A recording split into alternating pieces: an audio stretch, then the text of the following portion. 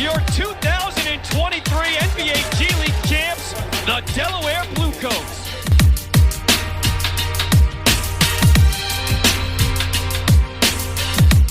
And welcome back, everybody, to the Blue Coats beat, man. And we talk about this all the time, the interview series. And boy, do we have a guest today. Not only are our young Coats going on a 5-0 streak right now in first place, but we got a legend with us today to talk about all kinds of things. It's such a surprise, man. We got mentor, developer, director of player personnel in his 8th season as head coach for the world famous Harlem Globetrotters. We got sweet Lou Dunbar. Sweet Lou, man, thank you so much for joining the program today. Hey, man, my pleasure. It's good to be here in Philly. Yeah, and look, you said a little cold in Philly today, though, right? Yeah, listen, don't listen to Siri, because she won't tell you the truth. It's freezing out there. Looks good, though. It looks good. Get them used to this weather, Joe. You know what I mean? Hey, let me tell you something, man. It last couple of days was pretty nice. Messed everybody up. Allegedly. Before we get to anything, we got to let everybody know. We got to let the audience know some of these accolades and accomplishments before we get to some good conversation here, because we're going to have some laughs. Going to be impressed. I'm telling you right now. Sweet Lou's one of the few to receive the Legends distinction presented to those who have made a major contribution to success and development of the Globetrotters. Averaged 26-12 a game to lead Webster High School to the state championship as a senior, tallying 49 points in the title game. I bet you didn't know that. Named Mr. Basketball of Louisiana, joining other stars such as Willis Reed, Bob Pettit, Melvin Hayes, and at 6'10", averaged 23-7 a game, was one of the first big men ever to play point guard at a major university. Also played forward and center for the Cougars, earning All-American honors, and was inducted into the University of Houston Hall of Honor on November 15th of 2008. Sweet Lou, that's a heck of a resume, man. Baby, go Cougs! Did you miss anything there, Joe? Yeah, and he ate on 2006 in Edmonton. He ate 17 hot dogs in 12 minutes. Wait, 17 hot dogs. You know, something wrong with Joe. Don't listen to Joe. That's a lot of beef. Well, Tony, you did miss one thing that happened to me with the Globetrotters. My jersey, number 41, was retired. I'm the 8th player in Globetrotter history to have his number retired. My son is now on the team, and he's wearing that number. So when he retires, nobody else can be able to wear that number 41. Joe tried to wear it, but we couldn't let him do it. But Tony, the thing that's not in his resume is his heart. He's taught so many. He's had so many players, so many coaches, so many DJs, so many mascots, so many dunk squads, so many MCs and announcers and Lou trainers. Because of his background, he knew it at a high level. A lot of us was coming in without that for us. And he was always there to add some type of advice, some type of, hey, you know, I always say, for me, Lou saved me because I thought I knew a lot. And I'm where I'm at today because I learned to do it with laughter. And it's because of Lou. Like, the whole world could be shaking and going crazy around you, and Lou would find something in it to make you smile. And I think a lot of us didn't understand that. Times when he was coming at me, I thought it was in a mean sense. It was him really trying to get us to understand, no, this is what it's about. And I think at the top of his resume, when it's all said and done, it'll say teacher. It really will. It really will say teacher. Thank you, Joseph. I need a couple Kleenex, man. I'm going to get sentimental. I love it, though, man. I love it. Yeah, well, sometimes you don't get an opportunity to tell people. And, we had a place in the world where you just got to start giving them their flowers, who's truly earned them.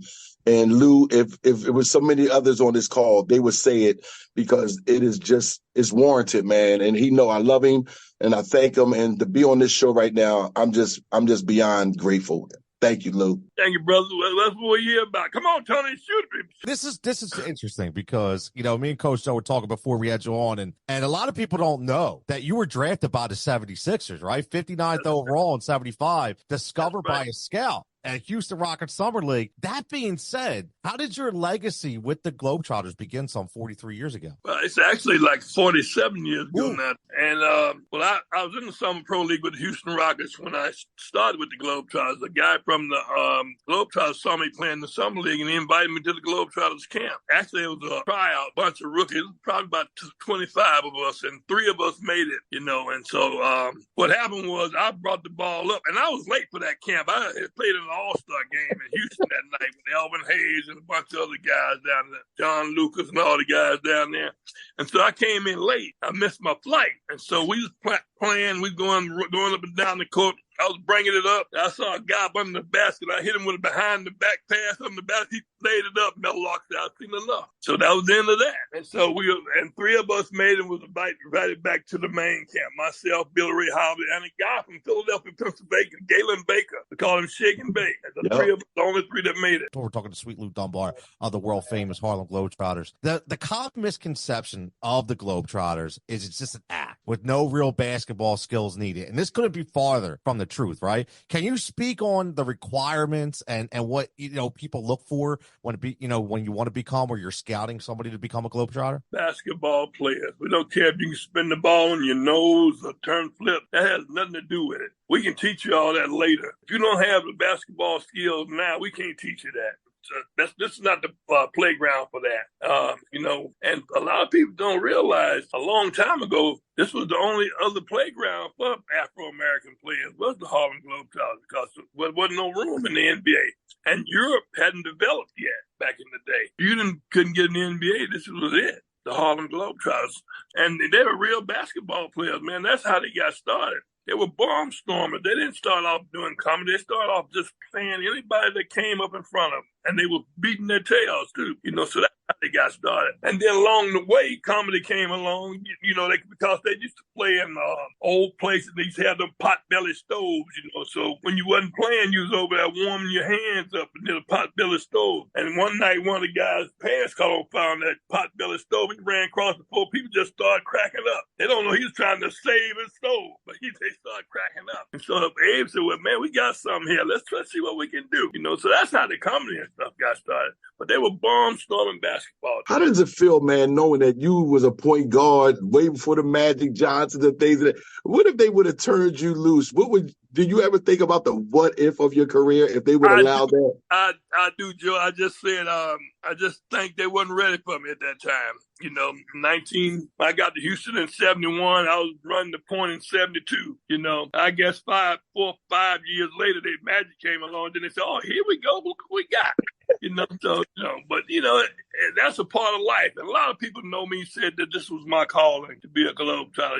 I've always liked to have fun, and I never considered this a real job because I did what I love to do, which is play the game of basketball. I've seen the world a few times and put smiles on people's faces, man, make people happy. Who else can say they do that? A lot of people get up and go to work. I got to do this again today, So I'm happy to be at work, man.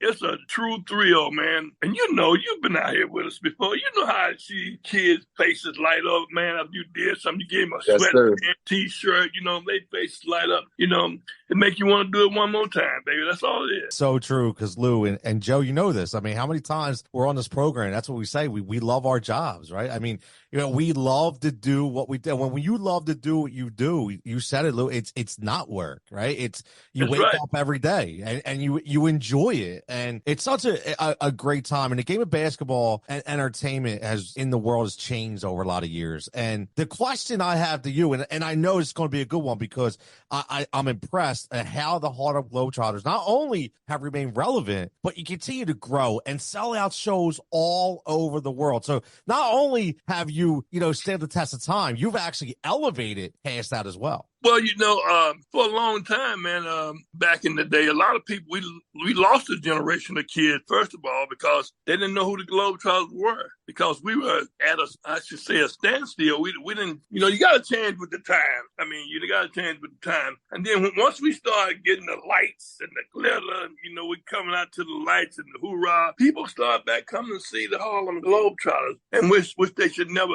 they're like Santa Claus, Tony. You know, they come around once a year and make people happy. Everybody should know who the Harlem Globetrotters are. The game has changed, and we try to change with the time. You know, we do routines on the floor that's relevant to today. You know, back when I was playing, I used to be down on one end and the coach say, "Hey, I'm home alone." But that was back in the day. You know, if I said that now, they say, "Well, you stay there home alone." Nobody know what I'm talking about. You know, so because it's a new day, we gotta keep it. These guys gotta keep it fresh, and that's what make a good showman. You know, I always tell these showmen, man, you know, when you come to the party, bring some with you. Don't live off the things that I did, Mellock did, Geese, those guys. You know, bring some to the party, keep it fresh, and that's what they're doing. You know, we got a guy, Hammer, man. He's very innovative. I love him. He come up with some he talks to Siri. Siri talks back to him, you know, but he's pretty good with him. She's not good with me. She's pretty good with him. Siri left Sweet Lou hanging today, man. I'm sorry. You know, you talk about the showman, man, and to me, that's the creme de la creme when you get to be the showman. What do you look for in a good showman? I've seen some great ones, and they just get better and better. What is it that says that guy's that showman? Because I ain't gonna lie, Lou, I thought I should have been one. You are. You just don't know it. Well, you know, but that people are different, man. You know, some people. Right. I'm pretty much the same. Wherever you catch me, I'm pretty much the same. I don't care. You know, Richard Pryor said, like, this guy dog died. You say, well, don't lean on it too much, and I'm gonna be chasing you again tomorrow. But we got to keep going. You know, that's part of life. You know, we got to keep going. But, you know, like I say, guys are different, man. I played with Mellock Lemon my first year. I played with Geese Osby my second year. And they were both different. You know, they weren't off the court. They were serious guys, man. You know, but once they hit the court, you said, man, they need to check them guys in. You know, so it's a little different, you know. But I'm 24/7. This is what you get when you get me. Yes. You know, I mean, but, you know, people are different. And, you know, it's also, you have to have a passion. You know, people can do things, but you can tell when somebody love what they do. And there's definitely somebody else just trying to get paid. I got to pay these bills. You know? It's a passion. And I know these guys, Geese, Mellock was serious about what he did every night. And Mellock he was doing his thing the time. And Geese Osby, you never knew what he was going to do. You know, I mean, he was bona fide lunatic, but he was good. You know, and I took something from both of those guys and combined myself with them guys, man. But I wasn't a Mellock Lemon. I wasn't a Geese Osby. I was Sweet Lou, you know. And that's what you got to do. And that's what these young guys now, I tell them, you know, bring your own identity. I don't want you looking like me, messing me up. Tony, he said 24/7, but don't forget, we on the leap year. He don't care. He's still Sweet Lou, even in the leap year, baby. He don't stop. I'm so laughed by you say, don't mess me up, man. He don't want nobody taking his moves and not doing them right. You know what I mean? Talking to Sweet Lou Dunbar, the world famous Harlem Globetrotters, man. He's on the Blue Coat Speak, giving us some fantastic wisdom here. And, you know, you're the head of developing the new generation of these Globetrotters. You mentioned about them being unique, finding their own way. What are some challenges that these players maybe face now, you know, besides trying to find their own path? But it's tough out there, man, now. It's tough out there. You got to have your stuff together. Like the catfish told the trout. You better have your route picked out before you come down in these deep waters. And that's exactly what these guys do. And a lot of them guys don't have it, man. They just don't have it yet, you know. But we were young, too. You know, we were young, too. So, but just a little bit different now. I think it's getting a little bit tougher now. It was tough for us, but I think it's getting a little bit tough. There's not that many opportunities out there for these guys. And so I just think they got to buckle up. And it gets back to that one word, passion. Hey, Lou, you talk about that innovation, man. Talk about some of the innovations, like that 4-point shot. I think that just really, if the NBA didn't adopt it, but sure enough, they shooting it. Well, you know, in the big three got it in. Yeah, you know, and that's something that Globetrotters came up in 2010, man. And at that point, we were doing something like the big three. We had matched on different spots, but now we got the arc, just like the 3-point line. And man, you know, it's not an easy shot, but you know, like a guy like Steph, that would be his baby. And Dame, I'm sorry, excuse me, Dame. I mean. I was gonna say, don't forget about Dame time. Sorry, Dame. It's Dame time. I won't leave them out, because those guys, man, they're master. And to shoot that shot, you have to be master. No, yeah, absolutely. And it brings me to on a serious question here, because I'm always curious, because we always have debates, no matter what age you are, about GOAT and greatest of all time, and the way the game has really circulated. In your eyes, just as a basketball historian, like should it go by era? Should not even just talk about players, but should it be like at this point in time, or at this point in time, or should we generalize the whole thing? Man, I think, it's hard to say, because there have been so many great, even though I didn't play for the 76ers, I started off being a 76ers fan because Wilt was here, and Hal Greer was here, all these guys. Luke Jackson was here. I mean, when I was a kid, those guys, I looked at Philadelphia 76ers. And in every conversation you have about the GOAT, you got to put Wilt in it. I don't care what you say, except for, he wasn't the greatest dribbler, everything else. And then when you see these guys coming up with these records, and every time you see Wilt's name there, maybe maybe 3 or 4 times in that same list. Facts. It's a different thing, man. And it's been so many great players, man. And Michael, LeBron, those guys, man. And then you got Steph, who's shooting from his garage, to the Chase Center. So you got guys like that, man. And then, we got so many people that you guys don't know, Tony, that you never seen, There's been so many guys come through here, man. Well, Willis Reed, great, the captain, what I mean? And then it's been so many, man. But I'm a firm believer, man, that every time you put a conversation in that, Wilt Chamberlain is in that. Wilt changed the game. You're talking about change the game. Wilt made him widen the lane. Come on now. Come on, Tony, wake up. Hey, listen, I'm trying, man. Like, I'm a nostalgia guy. I do. I like them all. I always say, I just wish I was able to watch Wilt play live. Like, because you can't go by highlights. Like, right? You gotta watch it live. And I hate that. Me and Coach Joe knows this, Lou. I've said all the time, I don't say GOATs. I just say that I've been blessed. I'm 45, right? So for me, I've been blessed to watch the prime skills of Kobe and AI and Michael and LeBron. I don't care who the GOAT is. I'm watching it unfold in so many different eras, man. That's what's so great about it to me. Talk about that innovation. I tell people now, I'm looking at the games, and every NBA team do it. The dribble handoff. I said, that ain't nothing but our hop slowed down. Exactly. That ain't nothing but the hops in slow motion, Lou. That's it, baby. That's it. And, people don't realize, Joe, when you say innovators of the game, one of the guys I told you about that came in with me, only 3 players, Billy Ray Harper, went to Dillard University. Billy Ray once said, we don't follow trends, we set them. Facts. And that's exactly right. We set a lot of the shit, like the 4-point shot, we set that, And then, believe it or not, back in the day, the dunk shot came from the Globetrotters, So, I mean, the behind the back pass, they used to always say, boy, it's showtime in Los Angeles. Always been showtime for the Globetrotters. One thing they will not say, Globetrotters don't take no days off. Oh, no. We got a busy schedule. I check your schedule. And we got a busy schedule, man. And you got to take your hat off to these guys to be able to do that so many days a week and do it at such a high level. And not just that, these young ladies we got out there doing the same thing. It's hard for these guys, so stuff it is for those ladies. But these ladies don't miss a beat, man. And that's what you call. Come back to that. Got pride, dedication, commitment, and that's what they're doing, Judge. Yeah, it's a big commitment.